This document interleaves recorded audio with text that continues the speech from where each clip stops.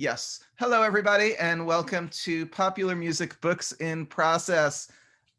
We are a collaboration between IASPM US, the Pop Conference, and JPMS, and that is certainly the case today. Our speakers, who I'll say more about in a minute, Charles Hughes and Gina Bradley, are both Pop Conference notables, executive committee members, past and we are told future organizers. Awesome stuff. IASPM US, really want to tell people, because this is the last chance I can, but I'll say it rather than show it, has a research seminar coming up on Monday at 1 p.m. Eastern Time. Say It Loud, Black Voices in U.S. Popular Music Studies with Daphne Brooks, my series co-organizer, Kimberly Mack, along with Carl Wilson, who's not on this panel, Matthew Morrison, Elliot Powell, Brittany Proctor, moderated by D'Angela Duff. So once again, 1 p.m. Eastern Time, Monday, and I think if you go on the IASPM US site, it will give you the details you need to register and get the Zoom link. So be aware of that. Next week in this series, Lucretia Ty Jasmine is talking about the golden era of groupies alongside Jeff Melnick, Real Kids and Pixies, Boston's Youth Cultures in the Shadow of Busing. And they're both going to do, this will be the first of 2 weeks of these short digital lectures to set up the conversation. And I wanted to stress to people that Journal of Popular Music Studies is highly interested in hearing from you about your own online conference presentations or ones you liked by others. We're doing a roundup of those for the final issue of 2021 because it's been such a big part of scholarship this year. So please let me know if you're interested in being part of that roundup. Okay. What other kinds of things am I supposed to say? And if I don't say them, I'm bad.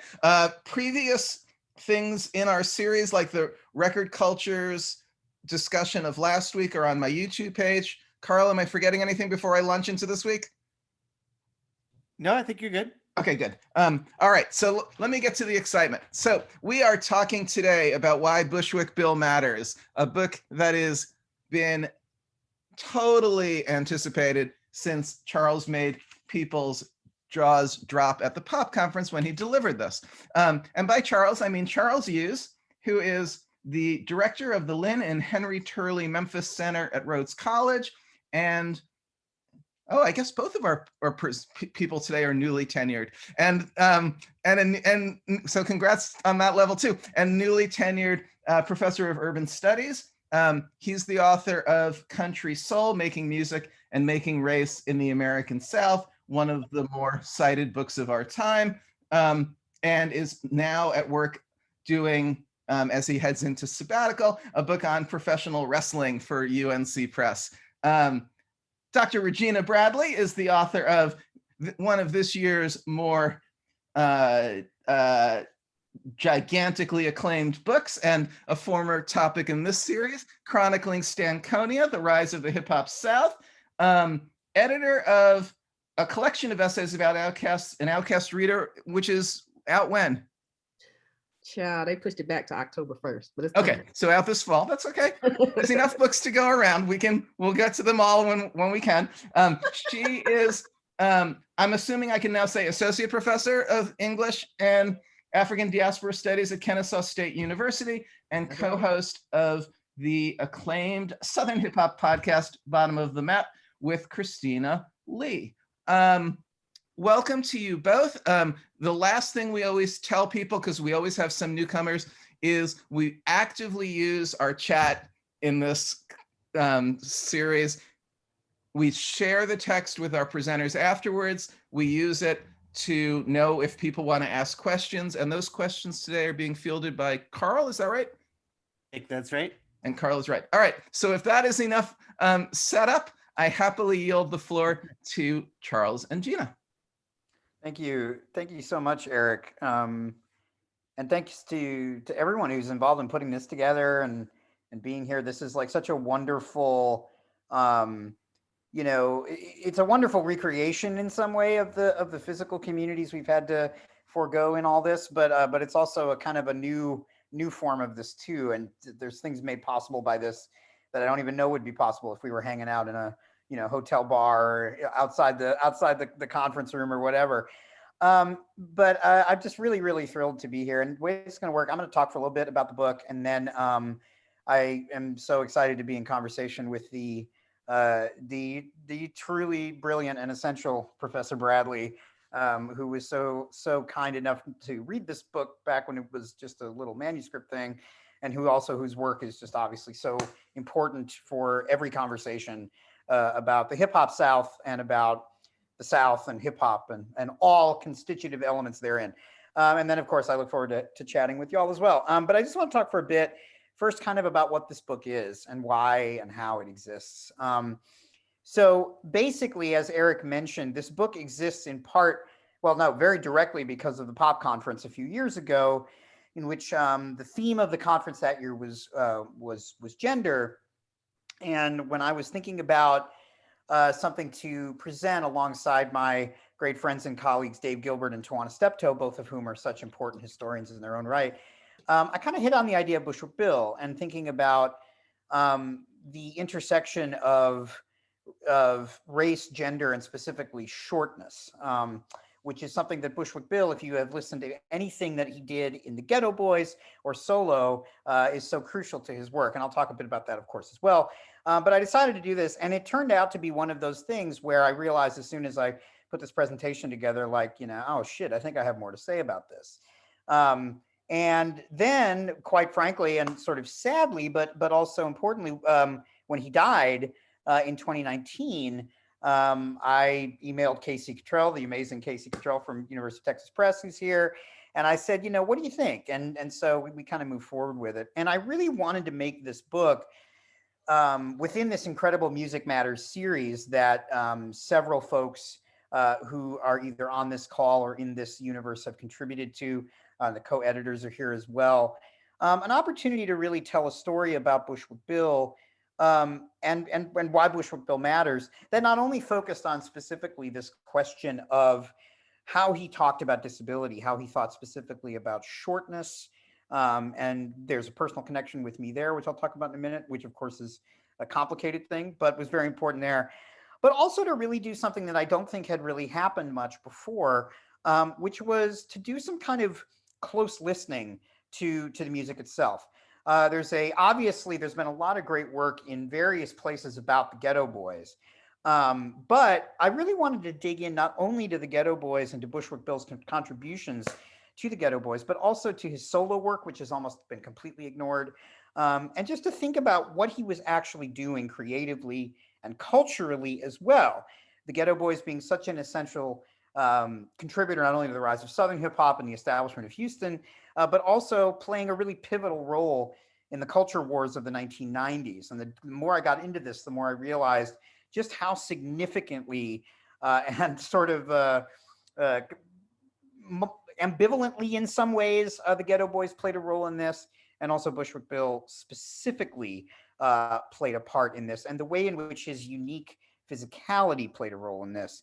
And then finally, again, to kind of tell a story about Bushwick Bill that went beyond the kind of highlights or lowlights, depending on how you look at it, of the way that people have talked about him, and not just these moments of fame and infamy, but really trying to tell a story about an incredibly exceptional performer who was made exceptional not only because of his physicality and his reckoning with mental health and partial blindness and other things, but also through this really amazing, unique, creative vision.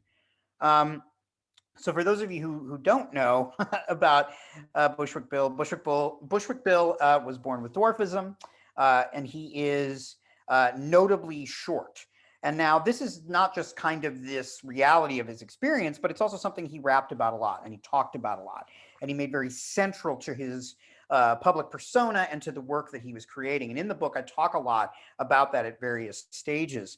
Also in 1991, he had a mental health crisis that it's very hard to figure out exactly the details of it, but it led to an attempt at suicide in which he became partially blind after shooting his eye out. This is something that was later vividly illustrated on the cover of the Geto Boys We Can't Be Stopped album, and it's something that he talked about a lot. So I wanted to think about Bushwick Bill in the context of disability, not simply as a way to think about his own experiences, but also to try to talk about what is still a very growing part of the field, I think, in terms of disability studies in relation to popular music. And thankfully, a lot of the great work that's being done, and including work that's not necessarily music focused, but is performance focused and related to the freak show history or other things. One of the things that's really great about this is that we've reached a point at which we're kind of moving beyond the disabled people were there too model, right?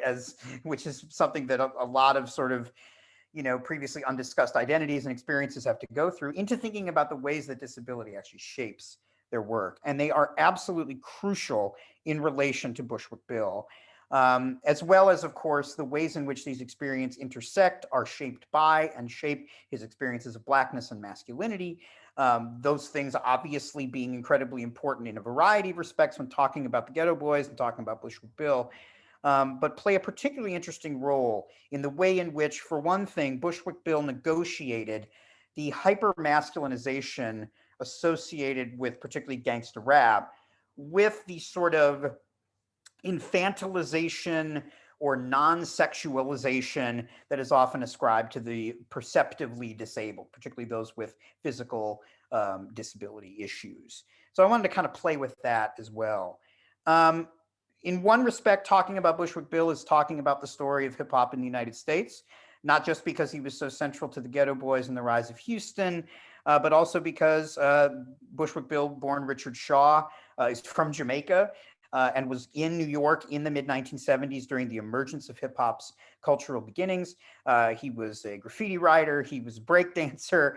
So I can actually place him in New York very early on, and he then moves to Houston and becomes, for the people who end up joining the Geto Boys and becoming this group, he becomes kind of not only a legitimator of New York authenticity, but a way to actually connect to the kind of broader outgrowths of hip hop culture. So I sort of trace his path through from Jamaica to New York to Houston, which of course is a path that we are increasingly familiar with thanks to the work of great Southern hip hop scholars. But then thinking about the way that he played such an important role as the Geto Boys rose to prominence in the late 80s and early 90s, tracing the way that he was so critical to their blend of a kind of, and this is very simplified formation, but the way in which the Geto Boys really consciously tried to blend a kind of New York-based style from Run DMC, but also Public Enemy, with the sort of rise of gangsta on the West Coast. Now, of course, I'm not, East Coast and West Coast, which came from where, I don't want to get into that argument, but the simplified version is that they really were attempting, and Bill was critical to this, to develop this distinctively Third Coast lyrical and musical vision that was drawing out of these two places, but not kind of mimicking them. And he plays a very important role in that. And he also plays a very important role as an MC when he begins to become a spotlight featured performer, in articulating not only the kind of extreme sides of their sound and their catalog, the things that they get quite infamous for and very controversial for the sort of the hardcore stuff, but also the political critique that was always central to the Geto Boys' work, an international political vision as well as hyper-local political vision. It is often Bushwick Bill, more than Scarface or Willie D, who is articulating this on record. Which I think is a really, really interesting thing, and again contributes to what I wanted to talk about in relation to why he matters within this group that is so influential, so important, and yet deserves so much more attention than they've gotten. This also relates to the sort of three primary kind of thesis statements that he sort of articulates throughout his work, both within the Geto Boys and solo. And like I said, there's basically nothing, I shouldn't say that, but there's been very little written about his solo work. And I really wanted to talk about that and not just kind of end his story with the Geto Boys. But there's sort of three main kind of tracks that he works with, all of which are related specifically to his negotiation of his kind of unique identity and what Rosemary Garland Thompson would call his extraordinary body. The first of these is the title of the debut that he makes with the Geto Boys, which is Size Ain't Shit, which is, as you can imagine, a a song about shortness. And it is this kind of exaggerated, but very, very blunt and actually kind of more layered than you would expect, defiance. Sizing Shit should have been the book title. Yes, you are absolutely right. But it was the popcorn paper title. But the idea that size ain't shit, both in terms of sexuality, in terms of feeling people who try to step to him in a violent manner, but also even in terms of the way that people view him within an ableist world. He keeps coming back to size ain't shit throughout his work, reiterating its critiques, reiterating his defiance of stereotypes, reiterating his insistence that disability matters, but is also not the only thing that matters about him. He's really good about that, about saying it's not that disability doesn't matter. It's not that we're getting into some inspirational overcoming kind of thing, but it's also not the only thing that matters about him.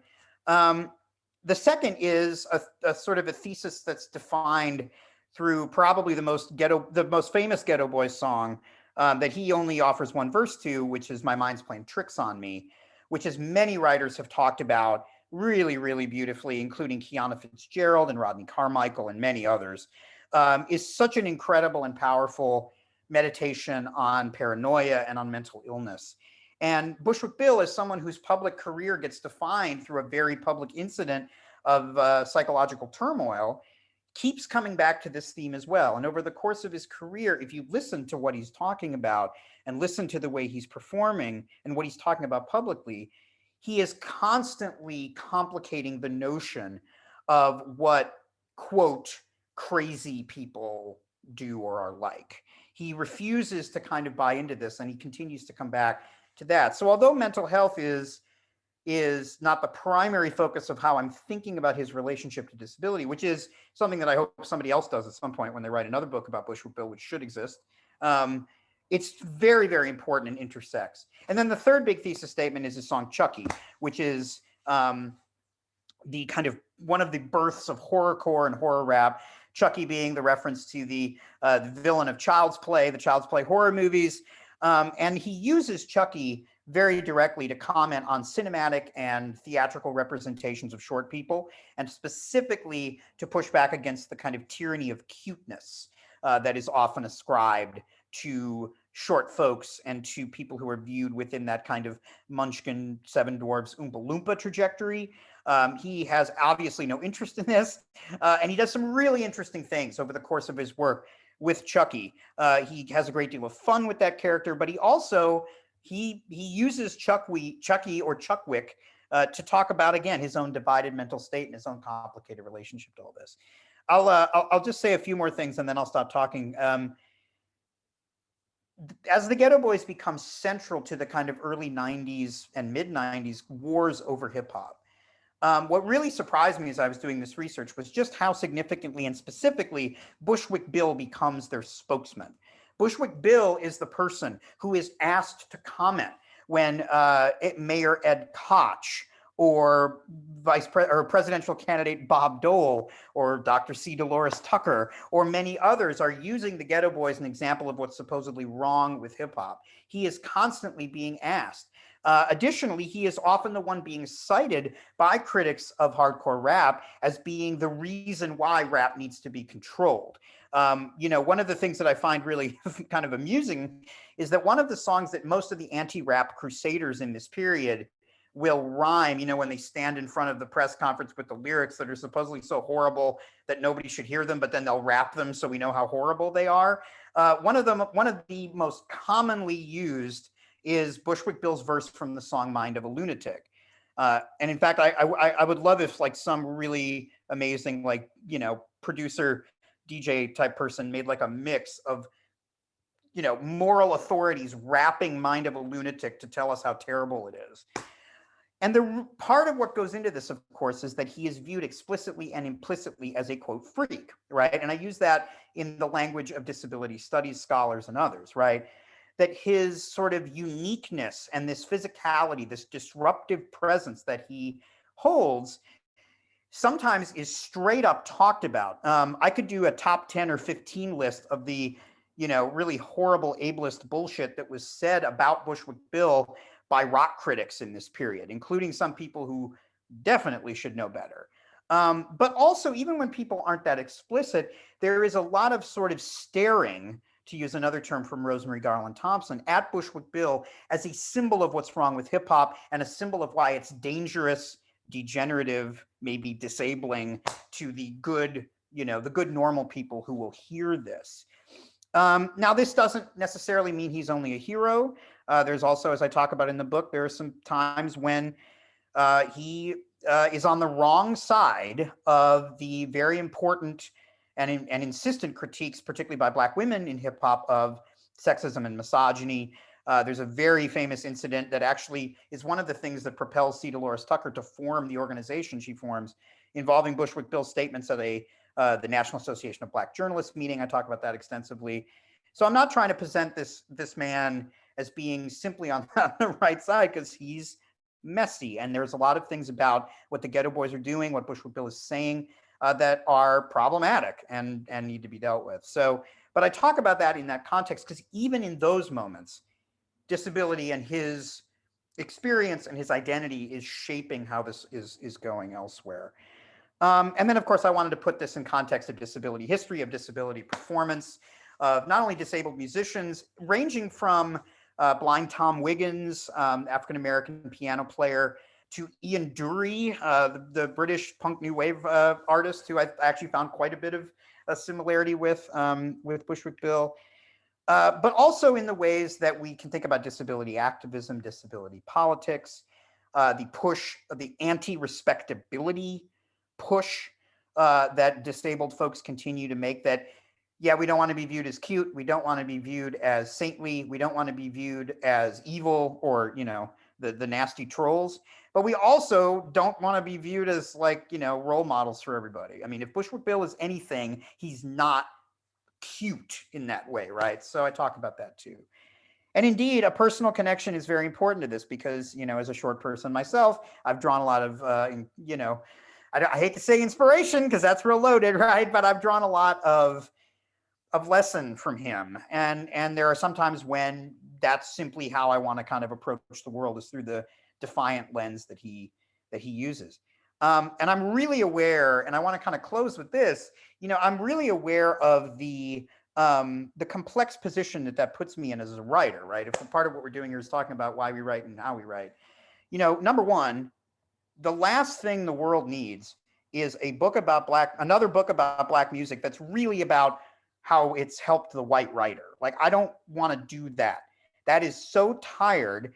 And I really didn't want to do that. Now, if I didn't do that effectively, that's for y'all to decide, but I really did try. So I wanted to kind of talk about my own whiteness within this, not only to say listen, I want to acknowledge this, but also to talk about the complexity of it, because I have to wonder, is there a little bit of love and theft, to use Eric Lott's, right? Is my identification with Bushwick Bill, I have to acknowledge that it may be drawing on a little bit of minstrel exoticism, which is also one of the things that is complicated about white folks liking hip hop in general, right? Something that we can talk about more. Additionally, is the fact that he's a cis man and I'm a cis man. That matters too, right? Especially because, would I identify as strongly with a woman or non-binary or non-conforming artist? And given the way the music industry works, would I even be given a chance to do that? And also, I wanted to be very careful in the book to not let my admiration for him paper over the really, again, the problematic elements of his life and his work, and to not let my kind of attempt to really hold him up as, I think, a crucial person, an exceptional person in pop music history. He's really the only person to have mainstream musical success so specifically talking about dwarfism and talking about what it means to be a short person. He is exceptional. I wouldn't say unique, but he's exceptional in the way that he talks about disability and how it frames his experiences.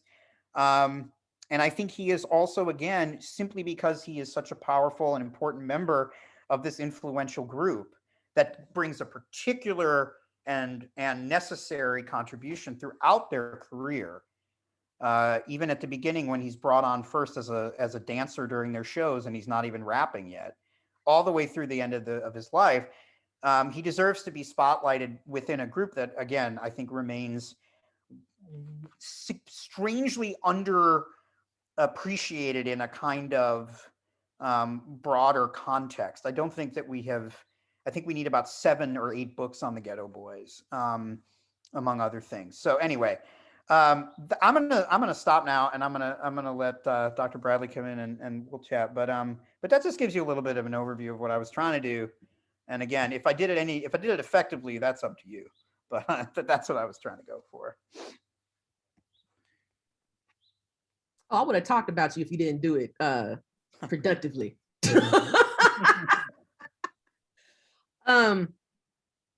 Yeah, wow. So I was one of the I guess I don't know, I guess I could say this now, the book about to be out. So I was one of the reviewers for the manuscript. So thank you, Casey, for that opportunity to do that.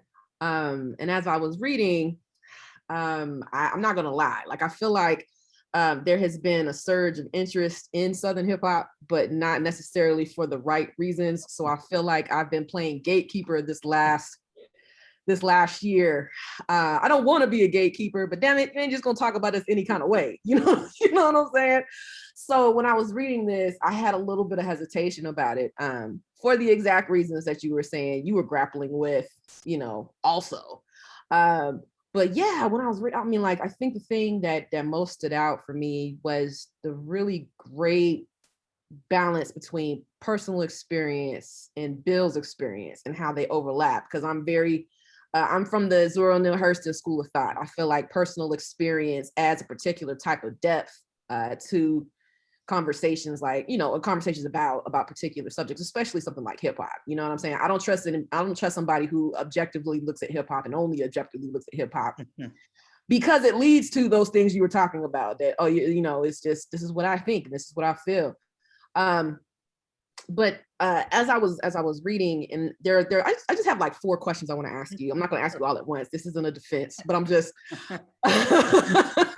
But my first question is, I just kind of want to start more broad, right? Like, I feel like for you to use Bill as a subject of analysis for something bigger than just the music. In my own work, I'm like, it's bigger than hip hop. It's bigger than just the music. It's a cultural experience, a cultural type of intervention, and the type of intervention that you're presenting in terms of disability studies. And as it relates to the South, makes me think about 2 things. The first thing it makes me think about is, the discomfort of region still applies, even if you migrated to Houston, right? There's that aspect of it. And then the other thing it makes me think about too is folks' discomfort with presenting a framework outside of the expected, I guess not the norm, but the expectation for how you should approach a particular type of subject, right? So the intersectional and multi-positions that you present in the book are useful because it makes the reader uncomfortable enough to confront these types of things, confront these biases, and in my instance, confront my privilege of looking at this as somebody who doesn't. I suffer from the opposite, from Amazon. right, totally. Yeah. So I'm wondering, as you were constructing a framework, like, how did you pick and choose how to create, how to approach such a complex way that you're approaching this subject, right? Like, what went into how you were like, this is going to work, this is not going to work? Yeah. Wow, that's such a great question. I think to start with the kind of the with the regional question first, or the regional, I think you're absolutely right. And I think one of the things that I think has been so helpful about a lot of the recent Southern hip hop and hip hop South scholarship, and I absolutely include Chronicling Stankonia in this.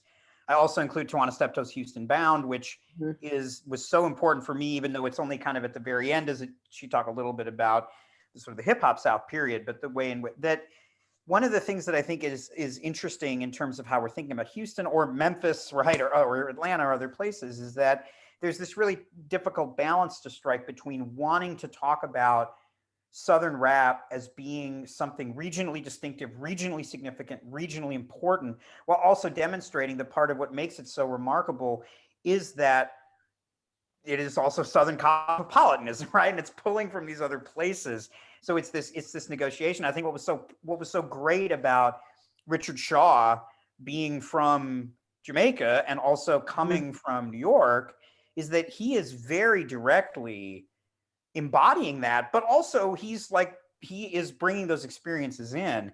You know, he is helping to strategize with this group as they are trying to figure out their position within this, which then makes it kind of wonderful, but also sort of funny that he then is, that they are such a definitive Southern hip hop group, right?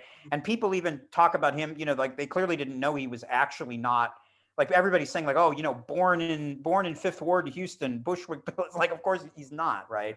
It's that kind of slipperiness thing. And that plays out into the Geto Boys history, right? Because they are viewed with significant skepticism by particularly New York, in terms of like so many Southern hip hop artists were. And actually one of the things that really legitimates them in the eyes of particularly sort of New York rap is how political they were and how much they were clearly responding to Public Enemy and responding to that scene. But even now, like even a few years ago, I won't say who said this, but I remember talking to someone who was a really, really wonderful scholar and teacher, really great. But he said something about how he just didn't think Southern rap was poetic in the way that New York rap was. And I said, well, what about My Mind's Played Tricks on Me, right? Which is one of the answers that hopefully we can all give in response to this. And I will admit, he has since, he's like, yeah, I never thought about that, right? So I love the Geto Boys as this kind of intervention that way. In terms of how to think about, what threads to pull, I think one of the real great things about focusing on him specifically and thinking about disability is I wanted that to be the structure, but not the kind of, blanket that I threw over everything, right? And I think that he's so remarkable in the ways that he's constantly, he's embodying that kind of disability consciousness and experience, even though he's never affiliated ever with disability justice movements, as far as I know, right?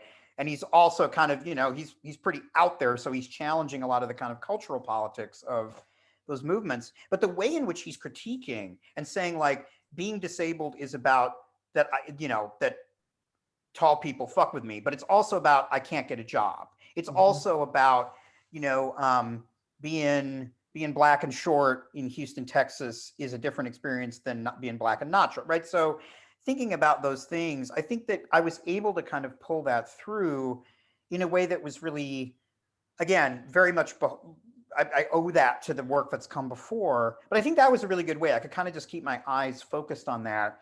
And he is the one who makes those arguments, right? Like, that's why I keep calling these his thesis statements, because one of the things that I wanted to do with this book is honor something that Chuck D said after Bill died, which was that Bushwick Bill was one of the smartest people he ever met in hip hop.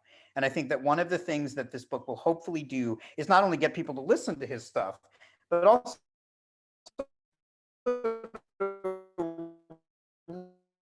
really think of him in this positioning that he created for himself. So I guess, I don't know if that quite answered your question, but that's sort of why, it was a wonderfully expansive and flexible way to analyze him, while also not feeling like I was stretching, or trying to like grasp for anything.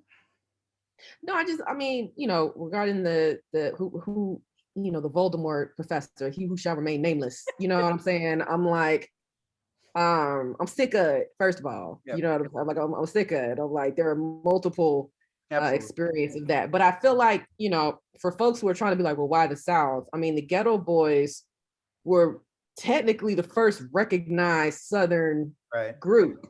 You know what I'm saying? I'm not trying to take that away from them, contrary to what the book might say, but it's like, I'm not trying to take that away from them. What I think is interesting about positioning Bill in the way that you have in this work is that, it talks about that idea of reverse migration, one. Two, it talks about how hip hop takes root differently based on region. Like, I don't understand why folks continuously try to say, if it works here, then it's going to work like that every damn where. And meanwhile, folks are like, no, they ain't how none of this works. You know what I'm saying? Right.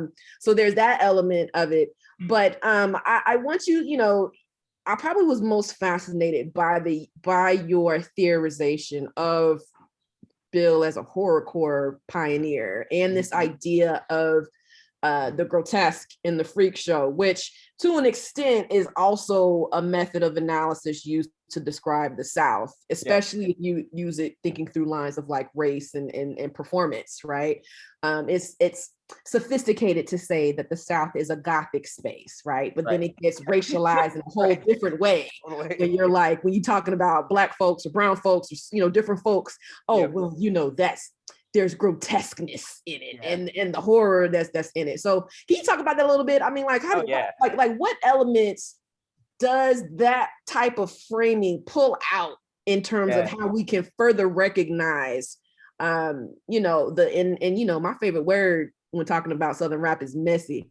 Is not only the messiness, what I'm saying, of how his identity exists in these different pockets of Southernness, but also, how he maybe advertently or even inadvertently is being connected to this larger narrative about how the South is not this cookie cutter monolithic experience. How do you feel like those things are being used to kind of complicate what Bill's legacy is in that sense? Wow. Yeah. No, I mean, you're absolutely right. And I think it's interesting. I guess the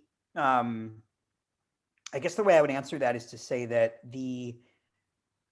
one of the things that he is constantly doing and that the Geto Boys are doing, right? And I certainly don't want to erase, I don't want to be like, Bushwick Bill why Bushwick Bill matters more than the other that is not the name of the book, right? but because it isn't, and that's not the case, right? But one of the things that they're doing is providing through these really extreme lyrics, some of which are horrifying, some of which are kind of absurdist in their grotesquerie, right? All these things. They're doing this really interesting thing that he keeps talking about throughout his career, and particularly as a way not only to situate what they're doing, but also to defend the Geto Boys against the people who would literally censor or at least figuratively marginalize them. And he would say Richard Shaw, and it's a little tricky to know when to call him Bushwick Bill and Richard Shaw, right? Because he was very clear Bushwick Bill's a character, right? But it was the persona that he was using in the world.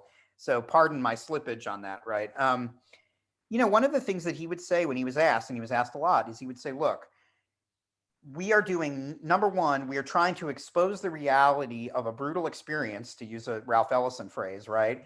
And we're doing it through, the way things really are, or the way things are turned up, right? Whatever. He would kind of, it would be a little bit of both, but he would say, look, you want to know how this is and how horrific it can be, then let's talk about how horrific it is. But he would also say, we're also creative people, and you love Freddy Krueger, and you love horror as a cultural space. So what we are also doing is we are not only in a tradition of, I don't know that he ever said we're Gothic or in that tradition, but he would say, like, we're in a tradition of horror-based culture, right? And we're using these kinds of Gothic traditions and these grotesque traditions to talk about a distinctive experience that we are also then using to illustrate that the truly horrific stuff is not the stuff we rap about, and we're clearly not serious. And also the people in Geto Boys songs, when they're doing these horrible things, and some of them are horrible, they're indefensible, right? But they always pay a price for them, right? They always are. It's actually like the Geto Boys were operating under the Hays Code of filmmaking in that way, right? That the people who did wrong had to pay for it, and sometimes they paid for it the worst way of all, which is they're just internally turmoil, right? But then he would also say, we do these things and our characters pay for them. But the real horror is US policy. The real horror is racist cops. The real horror is bombing countries that we should, that kind of thing. So again, it's central to their political critique and also to their vision of where they are creatively and their calls and responses. The other thing though, and this what makes Bill distinctive, is that because of his extraordinary body, right? And because of the history of freak shows, which I talk about in the book, and because of the way, and people have written about this, this is not this is not new stuff, but I'm riffing off of some, a tradition of writing about freak show identity and experience as, and the way it intersects with race and masculinity and other things. But, Bushwick Bill's freaky looking, right? People stare at him and people don't know what to do with him, right? One of the things that's really central to disability studies, and that as a disabled person, I can tell you, I have absolutely dealt with and tried to leverage to my own advantage, is people don't quite know what to do with you, right? They don't know. You're not legible, to use Mark Anthony Neal's term, right? Like you're not legible in this way. And that can just be horrible, right? That can be a terrible thing, but it can also be a weird kind of, advantage or a superpower. So Bill, and when he's rapping these verses, and when he's the one who's talking about the most extreme, grotesque experiences, and when he is trying to then gain control of his own narrative within them, when he's inventing Chuckie, well, I mean, he didn't invent Chuckie, but when he adopts Chuckie as his avatar, I interpret that as him seizing control as a disabled person of the perceptions that would be foisted on him anyway, and he gets to fuck around with them, and he gets to be Alfred Hitchcock, which he loved Alfred Hitchcock, right? He gets to be in those traditions, while also he can be Chuck D when he's rapping about U.S. foreign policy, right? He can toast on record, to bring back Jamaica. Like, so that's part of it. And he's absolutely crucial to the creation of horror rap. And of course, I talk a bit about that and that tradition, which, as others have talked about, is so, it's not just Southern, but the sort of the Southern horror tradition being so foundational, including, if I'm in Memphis, I got to rip 3 6 Mafia, right? Yep. And so that's where he plays a role within that, because physically he is that disruptive figure.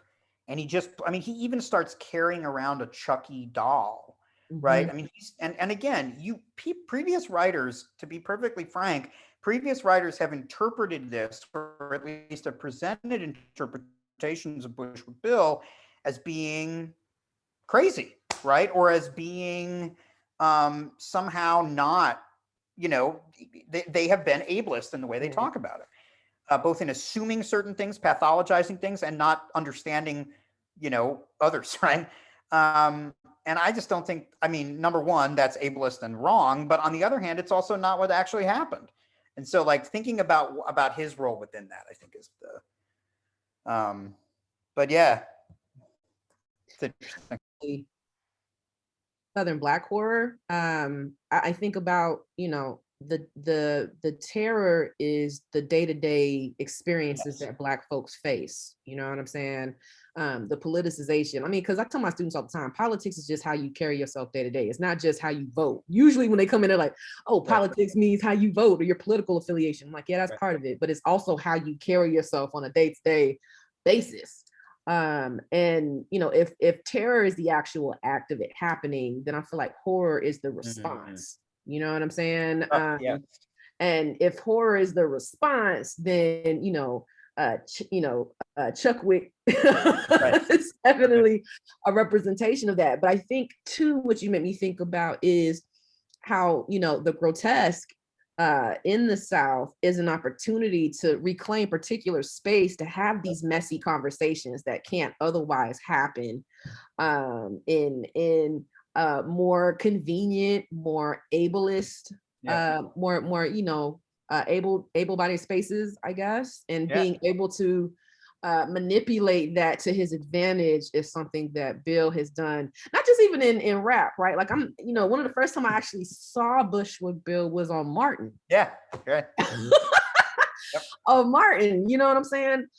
Which leads to my final little question, and then we can open it up for all the wonderful people who are here. Please make sure that you put your questions, comments, snide remarks into the chat. There's that aspect, but like the black masculinity. You know, I know you gave your disclaimer about you didn't want to fetishize, but I feel like we need to have this conversation. Oh yeah. Right.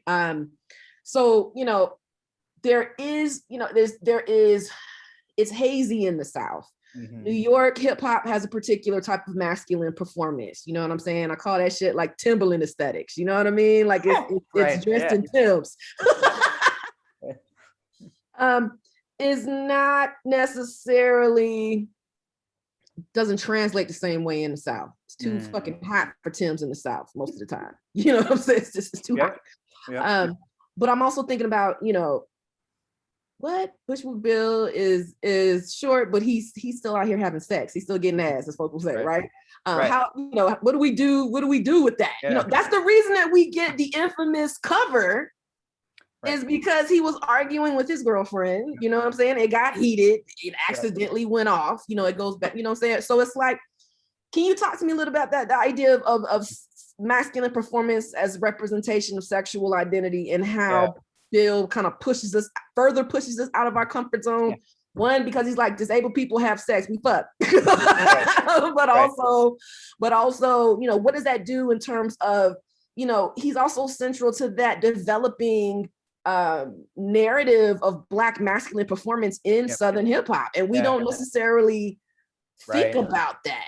You know what I'm saying? Absolutely, So before we get like, you know, 3 stacks and his, you know, eccentric, I see you, Francesca, his eccentric performance of masculinity, we got Bill who's like, oh, by the way, I might be short. Right. You know what I'm saying? But my dick is long. Like, like, can you talk to me a little bit about how those things are kind of connected? Totally. Yeah. No, and that's basically a direct quote. That's what Jesus said from Sizing Shit, right? Yeah, and I mean, I think that's absolutely right. That's such an interesting way to put it. I hadn't really thought about that. That I think that, you know, he is, again, as I was saying before, you know, he's trying to balance, well, I don't know, I shouldn't say trying to balance, but what he's doing through his work, right, is there's sort of this ongoing balance of, you know, a discourse of hypersexualization that has quite literally been used to justify the murder of Black people, right? And particularly Black men in this context, and thinking about that kind of hyper-masculinization and these fears of Black sexuality, while also trying to play that off of the non-sexualization and the infantilization of disabled folks. And so by doing that, he sort of, it's interesting, like one of the things that he does is, I mean, I would argue that in a sense, because he is, you know, because he is short, right? And because he has this unique physicality, because he's a really good dancer and nobody expects that either, right? And that kind of thing. I mean, I think there is a sense in which just simply because of this embodiment that he is exhibiting, that he represents a kind of, I don't want to say alternative form of masculinity, but a sort of, again, a disruptive or uncertain kind of form, even as it's also very much in line with other kind of longer trajectories. But I can't remember where I was going with this. But the thing too is that at some points he is, you know, one of the things that I think is really interesting about the way he talks about sex, and I think it's really important in the context of the way that disabled people think about sex and the way that we're talked about. And I think this is where hip hop, one of the ways that hip hop becomes such an important, specific genre for him, because of the bluntness with which he can talk about a lot of things matters tremendously. And it makes his experience different because he recognizes from the beginning, I can talk about shit, right? And I'm not saying there's not creative crafting that goes along with it, but one of the things is, on the one hand, he can talk about how he's short, he's disabled, and he fucks, and he is better than tall people, and you know, he has more sex than you do, and he's better at it than you, and he's had more interesting sex, right? All of that. And sometimes, again, you know, I again want to acknowledge, sometimes he raps about sexual violence and it ain't cool, right? It's not acceptable. But the other thing he does that I love in the sense of sort of thinking about how he's using hip hop masculinity to say something important about a disabled experience is that he also just sometimes is talking about just like having a normal sex life, right? Or that the way he's not trying to kind of distinguish himself in that kind of way, because he's very aware, I think, of the way that there's a longer discourse of kind of freakish disabled sexuality. And that's so like some of my favorite Bill sex stuff is like when he gets kind of lovermanish and romantic, or when he's part of, there's this great, one of the Geto Boys songs, Gangster Love, where he's one of the members of, they're just going on. It's just a classic kind of group cut. And they're all, bragging about how successful they are sexually.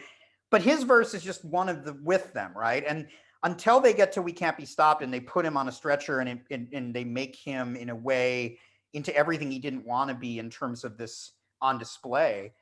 He's really brought into the group in some really interesting ways that I think I cut out the thing that I had at one point in the book about the Geto Boys as actually a surprising model for allyship. I cut that out because it wasn't working. But like, there's a way in which the fact that they're not trying to hide his difference. They are not trying to pretend it doesn't exist. They're using it to their advantage when they can't, right? Yeah. But they're also not like, he's like standing with them in photographs and he's short, but he's in the photo. He's rapping with them on these things in conversation. I cut that out because again, it just wasn't working. Y'all know, sometimes it's just like, this has got to go. But I think that's one way to think about it. And I also think, and this is a bit of a stretch, so I'm aware that what I'm about to say is probably only partially legit, but I do think there is something about the fact that Bushwick Bill's success creates an example of a kind of non-normative body as sexually attractive that I think when we look at ways in which that has become more, again, maybe a little bit more possible than it used to be within mainstream pop music, not just hip hop, right? I think that's really valuable too. So that would be my other answer in that rambling answer to your question. No, because when you were talking, I swear this is my last question. I'm gonna open this up, but the one thing I was thinking about, is you mentioned Scarface earlier, right? Yeah. And Scarface has been unapologetic in his rhymes and his bars about grappling with mental illness. Yeah. I think what's interesting is that you're pushing the envelope in terms of, folks want to collapse disability with mental illness. Right. Like it's only one thing. So can you just kind of talk to me a little bit about, what other type of interventions, if FACE is known for talking about suicide ideation and talking about depression, and Bill is talking about, I mean, he doesn't negate it, but he's also like, but also like there's this other element of disability, you know what I mean? Because I think what folks don't understand is when we have these conversations, particularly as academics, we try to use academic language, but I'm like, yo, these conversations have been happening before the academy. You know what I mean? Totally. Folks didn't call it suicide ideation. They didn't call it depression. They were like, this is just a really bad fucking day. I'm having these thoughts, which is equally as significant. And in the same way that folks might not know that the correct term is dwarfism, they'll be like, oh, well, dude is short. Yeah. You know what I mean? And it's no less critical. So can you kind of talk about how that opens that up for us, please? Oh, I think you just said it. I hope that that's one of the things this does, right? And I think, and I absolutely what you said about the ways that it's not it's sort of it is part of the Geto Boys call and response within the group, right? That Scarface is so brilliantly and very bravely, right? Kind of introducing these themes. Willie D, for his part, has also talked about this. He talks about how he's used antidepressants for a long time and how it's, and then Bill comes in not negate that, as you said, right? Or to make it different, but to add in this particular experience.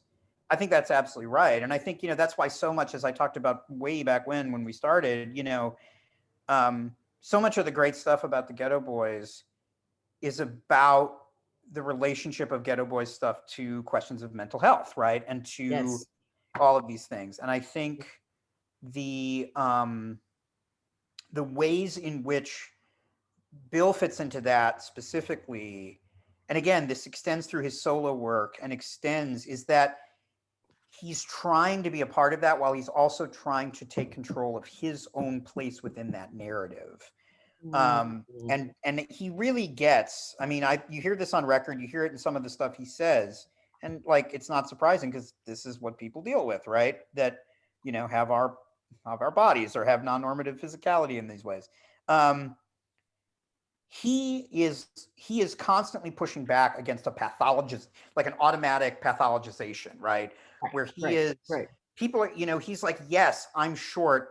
That's not why, like, it's not because I'm disabled that I have these problems. It's because you all are fucking ableist and you won't deal with them, which is such a critical thing, as you point out, that scholarship and activism is saying, and he's right along with that.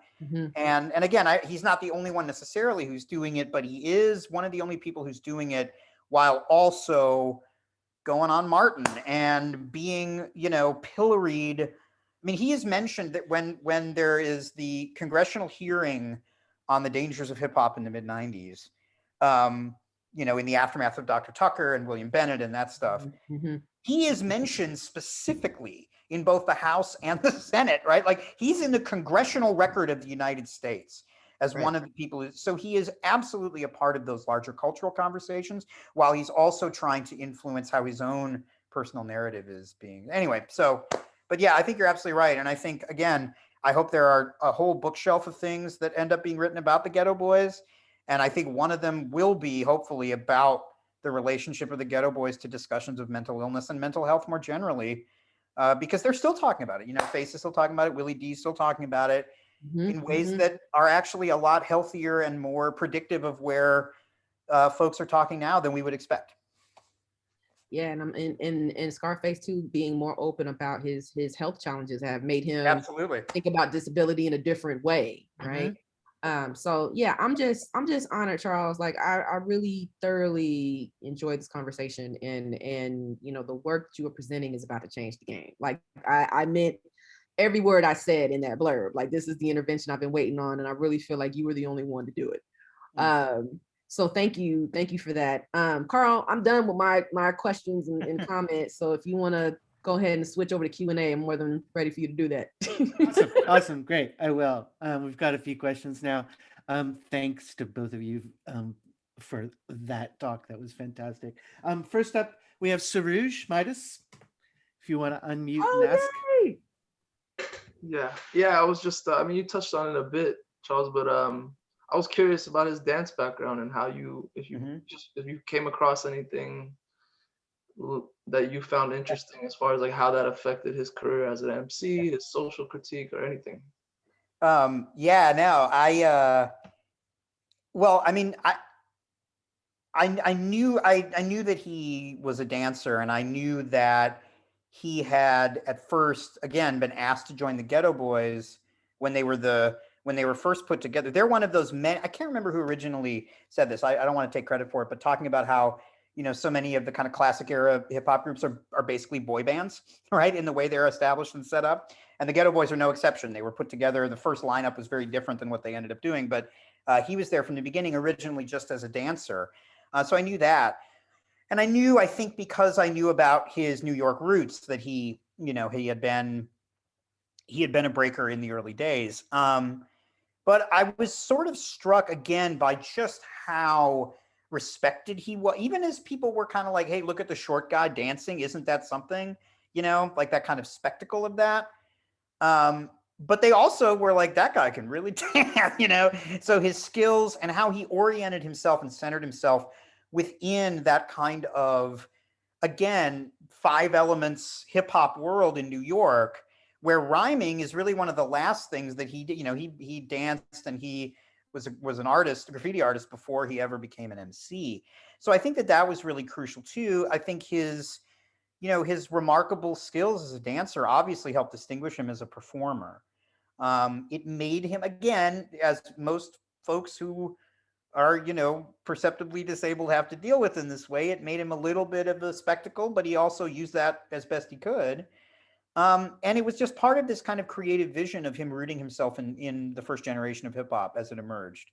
One other final brief thing is that I don't know if anybody remembers this show that was on, I think one season on VH1, The White Rapper Show, Ego Trips, The White Rapper Show. I don't know if anyone remembers this. That show was dope. It was. two It seasons. was. It was 2 seasons. That is all. It was All Tuesday. right. Okay.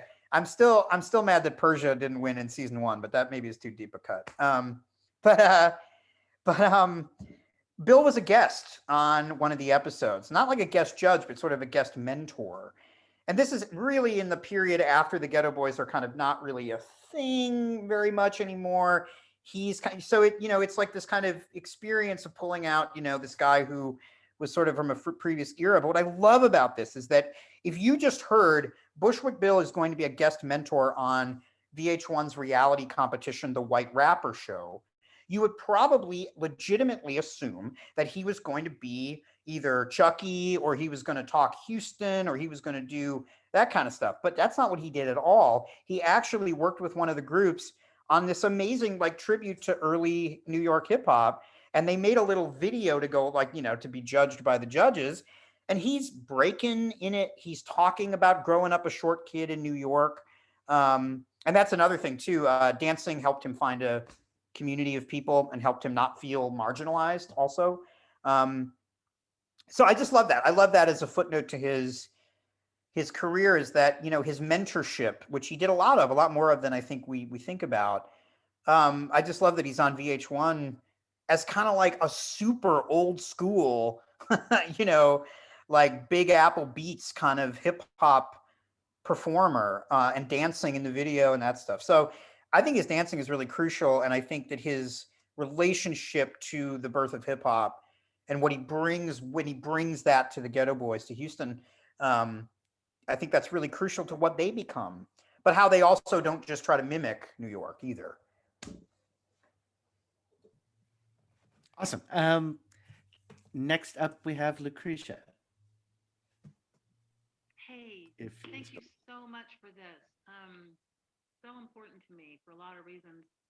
You might have already answered my question. I'm trying to figure out, what do you think it is in him that helped him not internalize cultural judgment or even cultural hate, so that he could actually perform and dance and have a creative life?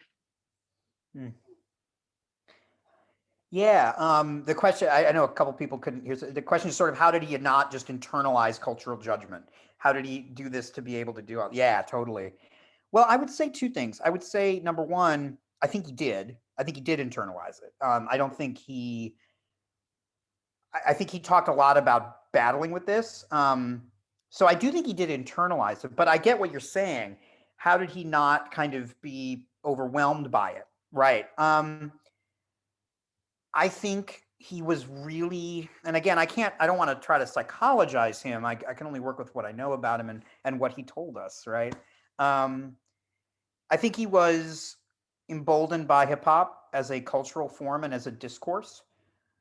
I think he was confident in himself as a talented, you know, and he knew, and he also, I think, as hard as it was and as difficult as it could be for him, I think he was really good at saying, look, fuck you if you don't think that I'm cool and I'm good at this.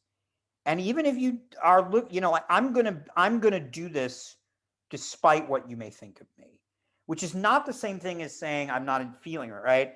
There's a line that I feel like Bushwick Bill, you know that cliche, like dance like no one is watching, you know that one, right? I feel like Bill is like a lot of disabled folks. His line is, if you can't dance like no one is watching because everyone's always watching, so you might as well dance like everyone's watching. Like, if you're going to be hyper visible, which disabled people are, we are always on display, no matter what we're doing, then be a star, you know? He loved comic books. He talked about Bill as kind of it's sort of as a superhero, right? Or as a character he created out of graphic novels too. So I would say, again, I know what you were getting at, but I do think he internalized it. But I think that his responses to it were either, you know, were multifaceted, but were really centered around that wonderful kind of hip hop individuality and defiance of like, fuck you, right? I will be who I am, and you can think whatever you want because I'm me. And that's a really I didn't talk much about this in the talk, but there are times in my own life when I've needed that, right? And where he has been someone who I can get that from.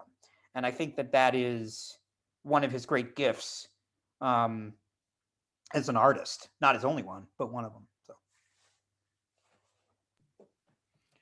So. We've got a few more questions. I'm going to try and slam them in. So next up is Darius. Yeah, dig it. Hey, thanks, Charles.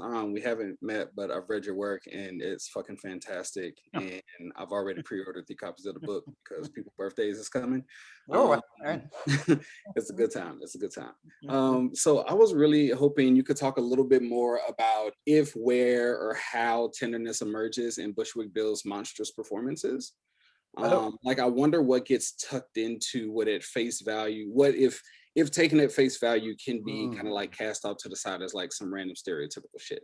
Like there's a whole lot that's being performed under that or within that and even with it. And I was wondering if you could talk about tenderness. That's great. That's such a great question. And thank you for the kind words too. I hope people liked it for the birthday. I don't want to ruin people's birthdays, but wow, that's really I think sometimes it comes out actually not very hidden at all. And particularly later in his career, I really think, and I talk about this in the book, that, that moment where he almost dies and then he's put on display literally with his wound from his eye, and everybody's writing about this mental health incident, but mostly not in a very kind of generous or empathetic way, mostly in a kind of cartoonish fashion. I think that's a real turning point for him because he starts on his records and on the Geto Boys records too, and they're participating in this also, as we were just talking about. He starts being pretty open about how difficult it can be and how he hurts and how he's not this kind of monstrous figure. And that's a lot of the tenderness that comes out in his stuff. Is there are really kind of beautiful, weirdly, because they're also really intense, really beautiful songs that he has and that they have about very, very serious pain. And he's doing it, I think, again, in response to, you think I'm just the dude who shot himself and isn't that hilarious? And here I am on the album cover, right? And he even critiques the band for doing, like, he's not super cool with the way they put him on that stretcher. The other thing I would say is that later in his career, he, a lot of the final recordings that he made during his life are with his son, who goes by Young Knowledge. And that's KXNW, but he's Young Knowledge. And these songs are just beautiful. He is working with his son in a way that is very clearly kind of reckoning with his own, messy past, but also trying to kind of introduce his son to the world and rap about, his life and how he has faced hard times, but he's tried to come through them, and how much he loves his son, So one thing I think, and it's one of the reasons why it is so sad that we lost him so young. I mean, he's very young when he died of pancreatic cancer, is that he was really moving into this phase where he was becoming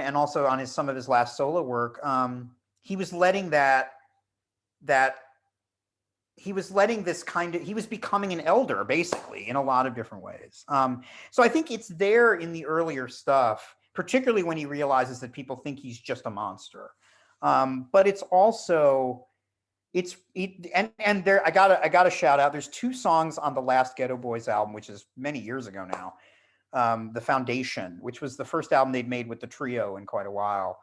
There's a song called I Tried and a song called Leanin' on You that are so affecting and serious and gospel based, and so that and they're about struggling and surviving. Highly recommend those songs. And also his last album, the gospel album, that people kind of pretend is just this like funny detour. And I will admit, I thought that at first too. You know, it's actually a really like a summation of what he thought about in his career. And anyway, so I think there's a lot of tenderness throughout his work, sometimes in ways that are actually the opposite of hidden. You know, they're sort of, but because he's Bushwick Bill, they either don't really get noticed or they're in a kind of different framework, I'd say. But that's a great question. And then, yeah, that's such a great way to think about it. Thanks so much. I appreciate it. Thanks. And next we have Chris Malafi. Hey, so I'm going to pivot from that very tender, moving question to a totally mechanical question, which is how my mind works, as Charles well knows.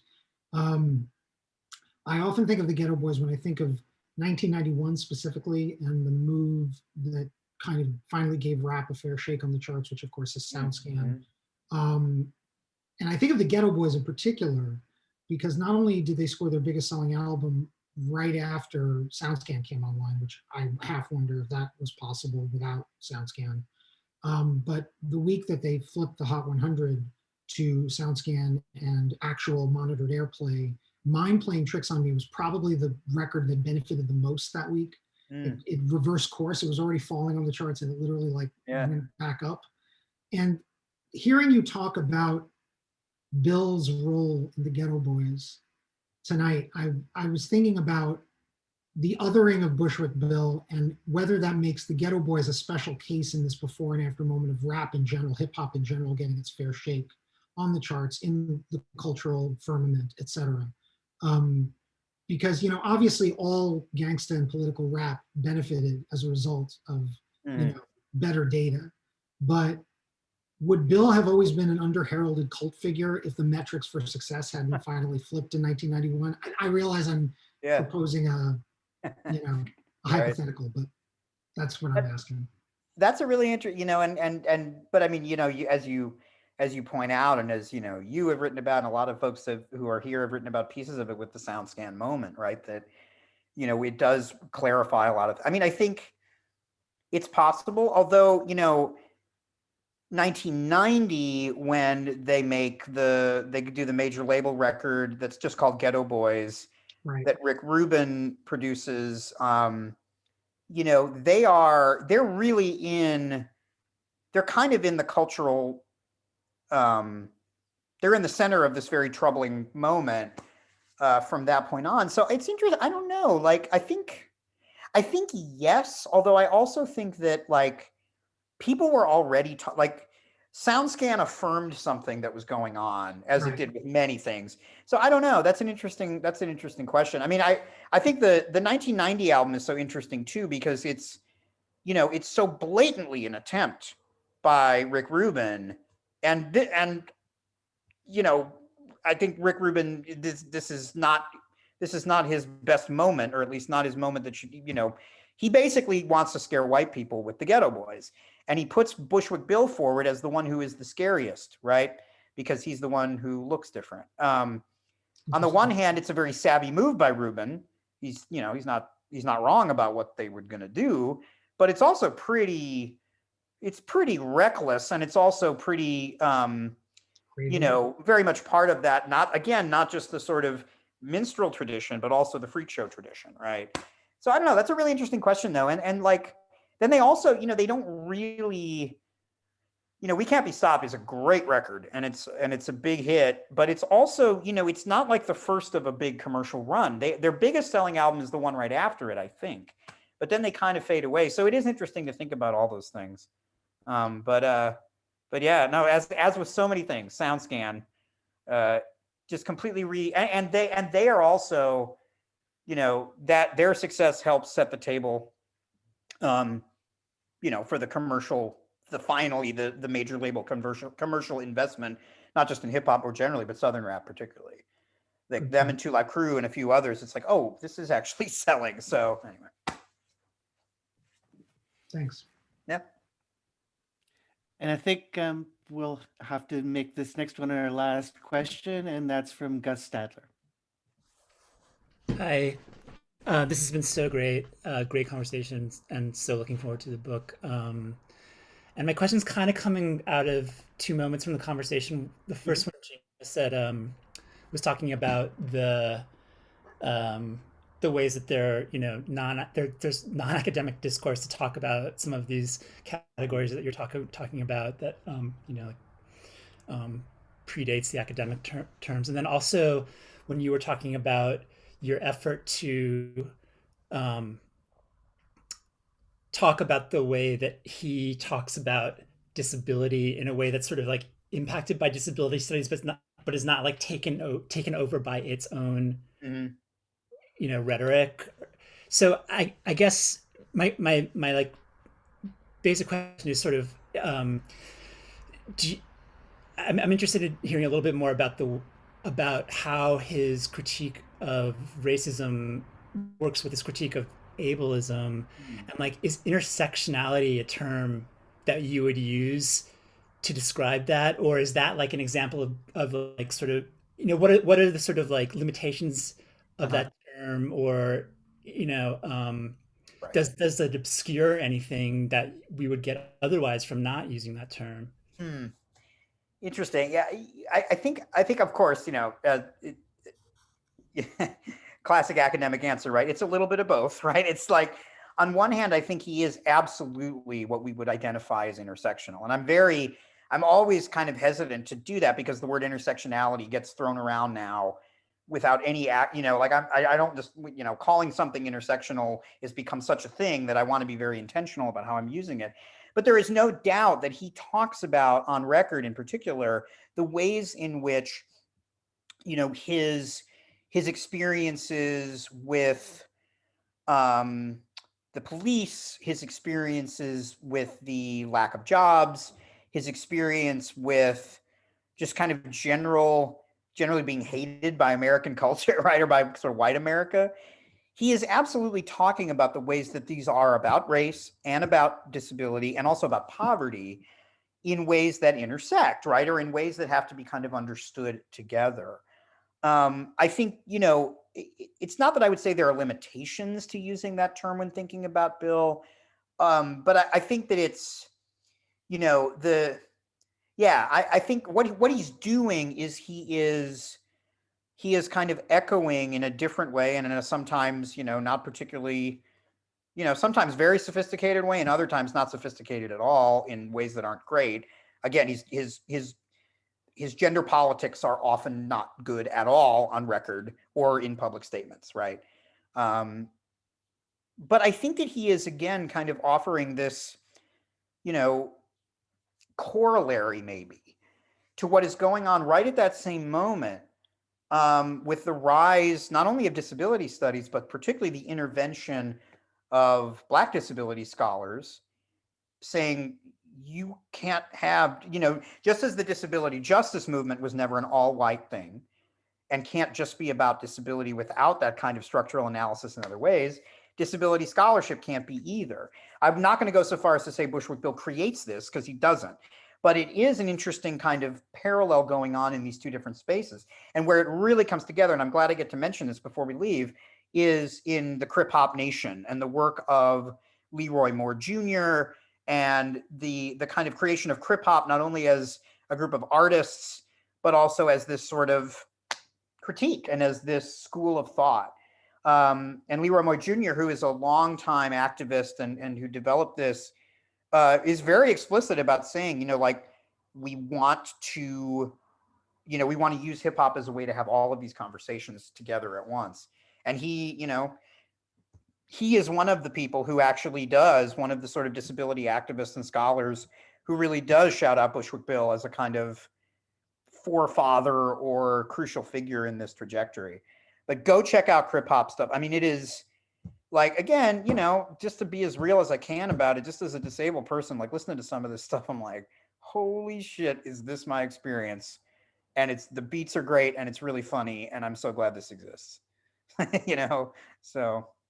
But I would say it is intersectional. It's not only intersectional, but it is part of a conversation that has, and that also, and I really will shut up after this, that, Crip Twitter and disability, sort of social media, the space that activists and scholars and creators are using right now, particularly on social media, but also coming out of that, seems very much part of this larger conversation too, in its rejection of respectability politics, in its insistence on intersectional critiques, and on the fact that it is hilarious and sexual and angry and profane and sophisticated and wonderful.